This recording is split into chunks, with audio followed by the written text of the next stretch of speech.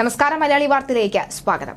കടമെടുപ്പിൽ കേരളത്തെ അതിരൂക്ഷമായി വിമർശിച്ച കേന്ദ്രമന്ത്രി നിർമ്മലാ സീതാരാമൻ കേരളത്തിന്റെ സാമ്പത്തിക മാനേജ്മെന്റ് പരാജയമാണെന്നും കടമെടുക്കാൻ പരിധിയുണ്ടെന്നും നിർമ്മല കുറ്റപ്പെടുത്തി.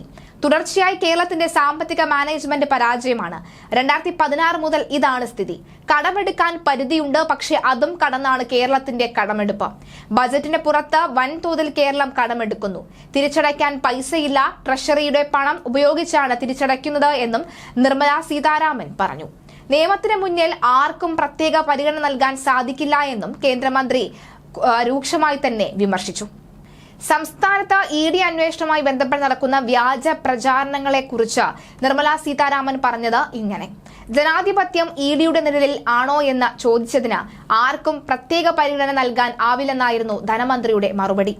ഇഡിക്കും മറ്റ് അന്വേഷണ സംവിധാനങ്ങൾക്കും അതിന്റേതായ നടപടിക്രമങ്ങളുണ്ട്.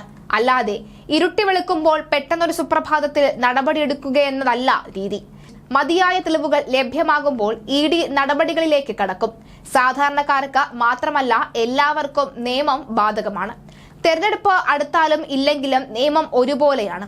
CBI പോലെയുള്ള അന്വേഷണ ഏജൻസികൾ UPA സർക്കാരിന്റെ ഭരണകാലത്ത് കൂട്ടിലടച്ച തത്തയെ പോലെയായിരുന്നു. എന്നാൽ ഇന്ന് അങ്ങനെയല്ല.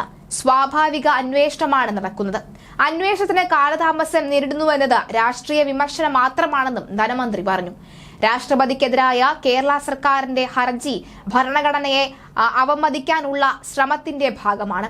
ഭരണഘടനാ വിരുദ്ധമായ നിലപാട് സ്വീകരിക്കാൻ മാർക്സിസ്റ്റുകാർക്ക് മാത്രമേ സാധിക്കൂവെന്നും നിർമ്മലാ സീതാരാമൻ ചൂണ്ടിക്കാണിച്ചു.